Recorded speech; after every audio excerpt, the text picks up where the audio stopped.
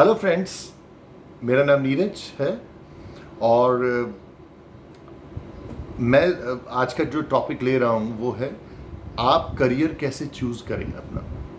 देखिए ये आपके ऊपर है, बट स्टिल मैं सोचता हूँ कि फॉर पेरेंट्स जो कि अपने किड्स को हेल्प करना चाहते हैं और वो किड्स जो कंफ्यूज्ड है और मे बी समटाइम्स वो इंस्पायर है और मे बी इम्प्रेस्ड है कुछ लोगों से जो आपके आसपास होते हैं, आपके बड़े भाई, आपके आपके फ्रेंड्स हैं, आपकी फैमिली में है कोई कज़न, आपके पड़ोसी हैं। कई बार क्या होता है, देखिए इम्प्रेस होना और इंस्पायर होना गलत नहीं है, मैं यहाँ पे ये नहीं बोलूँगा, लेकिन मैं आपको ये समझाना चाहता हूँ कि आप आज इंस्पायर हुए या इम्प्रेस हुए किसी पर्टिकुलर समझिए कि किसी करियर ऑप्शन से। आपके पड़ोस में कोई लॉयर हैं और आपने सोचा कि मैं आज 10th में हूँ और मैं अब LLB करूँगा और मैं एक बड़ा लॉयर बनूंगा, इसमें कोई बुराई नहीं है। लेकिन फिर 15 दिन बाद में हो सकता है आपके फादर या मदर या आप ही दोबारा किसी डॉक्टर से इंस्पायर हो जाए और फिर सोचें मुझे ऐसा बनना है। फिर 15 दिन बाद में आप किसी एक्टर से इंस्पायर हो जाए और मेरी लाइफ भी ऐसा हो। ऐसा होता है, हम करते हैं, बट ये अगर रिपीटेटिवली रहे तो हम कहीं भी फोकस नहीं कर पाते और हम समझ नहीं पाते कि आखिर हमें करना क्या है, कौन सा करियर ऑप्शन चुनना है। तो मेरा पॉइंट ऑफ व्यू ये है कि आप पहले खुद की स्ट्रेंथ, खुद को समझें कि आप क्या करना चाहते हैं, जो कि सबसे इंपॉर्टेंट पॉइंट है। तो मेरे हिसाब से आप ये समझें कि मैं किस में अच्छा हूं और मुझे क्या करना चाहिए। सपोज कीजिए मेरे पड़ोस में या मेरे कोई कज़न है या मेरे बड़े ब्रदर हैं जो कि साइंस में जिन्होंने ली और जो IIT क्रैक किया, जिन्होंने एक अच्छा इंजीनियरिंग प्लेटफॉर्म जो है वो करियर ऑप्शन चुना उन्होंने और एक अच्छा एग्ज़ाम उन्होंने क्लियर किया। उसके बाद में मेरे किसी कज़न ने भी यही काम किया और मेरे कोई पड़ोसी ने भी यही काम किया, तो शायद मुझे लगेगा कि मैं भी यही कर लेता हूँ क्योंकि मेरे आसपास का एरा ऐसा है। इसमें कोई बुराई नहीं है, बट मुझे ये फाइंड आउट करना है कि क्या मुझे केमिस्ट्री, फिजिक्स और मैथ्स में वो इंटरेस्ट है। देखो 10th की अपन माने, 10th की केमिस्ट्री, फिजिक्स और मैथ्स मैं डिफरेंट मानता हूँ 11th 12th से। हाँ वो बेस है, बट वो थोड़ा सा कॉन्सेप्ट अलग हैं, खासतौर से मैथ्स में कहूँगा।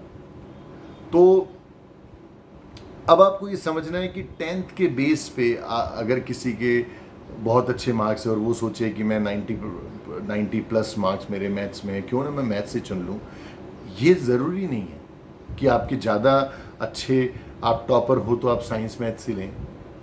आप कॉमर्स भी ले सकते हैं, आप आर्ट्स भी ले सकते हैं, लेकिन क्योंकि देखिए हर फील्ड में, हर एरियाज़ में आपको मिलेंगे बहुत अच्छे और टॉप लोग और जो बहुत अच्छा अर्न भी कर रहे हैं, जो बहुत अच्छा सक्सेसफुल भी हैं अच्छी तरह से। जैसे देखिए मैं कहूँ कि टीचर है, टीचिंग का जॉब जनरली ऐसा माना जाता है कि ठीक है एक सोसाइटी के लिए बहुत अच्छा है, लेकिन थोड़ा सा फाइनेंशियली कम अर्न करते हैं, ऐसा सोचा जाता है। लेकिन मैं आपको कहता हूँ एक छोटा बिजनेसमैन, आपने कॉमर्स ली और आप सक्सेसफुल भी नहीं हुए और आपने बिजनेस भी किया और आपका बिजनेस भी थोड़ा अच्छा नहीं चल रहा, लेकिन एक वहीं टीचर है, अगर हम माने एलन का है या कोई भी प्रीमियर इंस्टीट्यूट्स का है, जो कि एलन है, रेजोनेंस है, फिटजी है, इनके जो टीचर्स हैं, इनके जो अच्छे लेवल के टीचर्स हैं, उनकी सैलरी इतनी ज़्यादा होती है कि आपको किसी बिजनेसमैन से बेटर लाइफ मिल सकती है।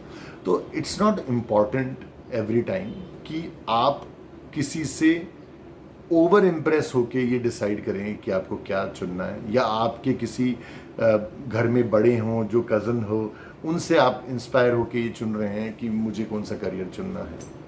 आप खुद को देखिए, क्या आप 8 से 10 घंटे बैठ के पढ़ सकते हैं? पढ़ते आए हैं फर्स्ट से लेके 10th तक, मे बी फर्स्ट से लेके 10th तक तो 8 घंटे ज़्यादा हैं, लेकिन आपने 8th 9th 10th में अच्छा 5-6-7 घंटे की पढ़ाई आप कर सकते हैं दिन में। अगर आप कर सकते हैं तो आपको अगर बायोलॉजी में इंटरेस्ट है तो आपको डॉक्टर एज ए करियर चुनना चाहिए। उसका रीज़न ये है कि कुछ करियर्स ऐसे होते हैं, कुछ एरियाज़ ऐसे होते हैं जिनमें स्टडी बैठ के लंबे टाइम तक करने की ज़रूरत होती है, उनमें स्टडी बेस्ड जॉब होती है। तो आपको ये समझना है कि स्टडी जो बेस्ड जॉब्स हैं, सभी स्टडी बेस्ड जॉब में मानता हूँ, लेकिन जैसे अब अपन एक बात माने कि एक डॉक्टर जब बनता है तो उसको बहुत रिगरसली बहुत सारी पढ़ाई करनी पड़ती है। हो सकता है उसकी लेंथी पढ़ाई हो और मे बी आईटी प्रोफेशनल की डिफरेंट काइंड ऑफ स्टडी हो। तो आपको ये समझना है कि मैं किस चीज़ में अच्छा हूँ। क्या मैं चीज़ों को न्यूमेरिकल वे में अच्छी तरह से कर सकता हूँ? तो आप में केमिस्ट्री एंड फिजिक्स कर रहे हैं आप, तो आप इंजीनियरिंग चूज़ कर सकते हैं।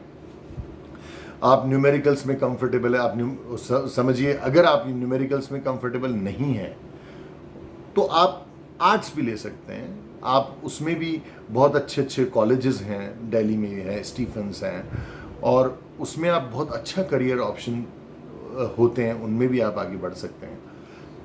क्योंकि देखिए हर फील्ड में आपको बहुत अच्छे लॉयर्स, बहुत अच्छे डॉक्टर्स, बहुत अच्छे इंजीनियर्स और बहुत अच्छे बिजनेसमैन मिलेंगे, लेकिन इन्हीं फील्ड्स में बहुत खराब लॉयर्स और बहुत बहुत ही खराब डॉक्टर्स और बहुत ही खराब इंजीनियर्स भी मिल जाएंगे।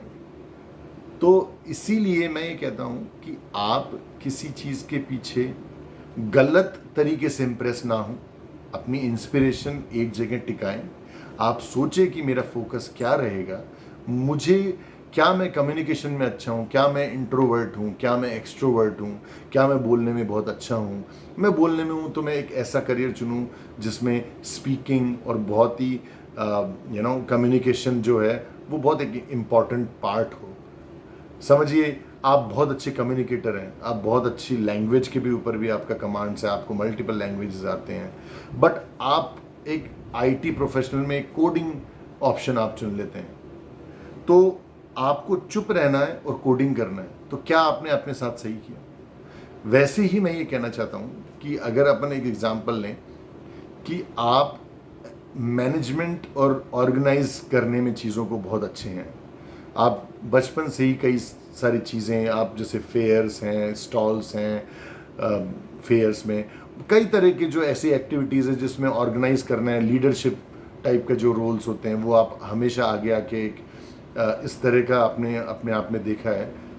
तो आप मैनेजमेंट में जाइए, आप कुछ अच्छा करिए। आज आप उस करियर में बहुत अच्छा कर सकते हैं जहाँ पे आपको चीज़ों को मैनेज करना हो, आपको पीपल मैनेज करना हो, आपको किसी कंपनी का स्टार्टअप चालू करना हो।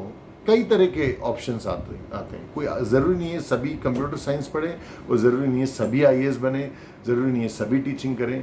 It's all about your strength. आपकी स्ट्रेंथ क्या कहती है? मैं पेरेंट्स से भी ये रिक्वेस्ट करता हूँ कि एक बार आपके बच्चे में देखिए कि किस तरह की प्रतिभा है, किस तरह के स्ट्रेंथ हैं, उसको आप कोशिश करिए समझने की, और फिर उसकी हेल्प करिए कि आप क्या करियर चुनें। क्योंकि 10th के बेस पे जो मार्क्स हैं उनके बेस पे आप चीज़ें ना चुनें, रादर देन मैं कहता हूँ कि आप उसकी स्ट्रेंथ और उसका पोटेंशियल किस चीज़ में है, उसका इंटरेस्ट किस चीज़ में है, वो किस चीज़ में पैशनेट होके काम कर सकता है। क्योंकि देखिए अगर आप पैशनेट हो, अगर आपके अंदर बहुत अच्छी ज़ील है, तो आप नोटिस करेंगे किसी भी चीज़ में अगर आप पैशनेट हो, सपोज कीजिए एक छोटा सा पेंट भी करना है ना और आप बहुत पैशनेट हैं, तो आप सब कुछ छोड़ के अपना एक अच्छे से अच्छा क्रिकेट मैच छोड़ के, जो अगर आपको पसंद है उसको छोड़ के भी आप पेंट करने लग जाएंगे। इट मीन्स कि जो पैशन है लाइफ में वो इम्पॉर्टेंट है। आप पैशनेट होकर कोई काम कर सकते हैं। शुरू में बहुत पैशनेट होते हैं कई लोग, फिर बाद में नहीं हो पाते हैं। तो ये भी चीज़ देखनी है, क्योंकि रियल पैशन अगर आपका है तो उसमें आप जरूर सक्सेस होंगे। तो मेरी यही रिक्वेस्ट है पेरेंट्स से, किड्स, सारे लोगों से, कि आप पहले समझिए कि आपकी स्ट्रेंथ किस में है। आपका कोई बैकग्राउंड ज़रूरी नहीं है, आप नया सब्जेक्ट भी ले सकते हैं। बस मेरी यही कोशिश है कि एक बच्चे को अच्छा करियर मिले। हो सकता है मेरी कुछ ये जो इन्फॉर्मेशन है आपके किसी काम आ जाए, तो it's a request and thank you very much आप ये वीडियो देखने के लिए। एंड अगले वीडियो में हमें फिर मिलेंगे और एक नया टॉपिक के साथ। Thank you very much.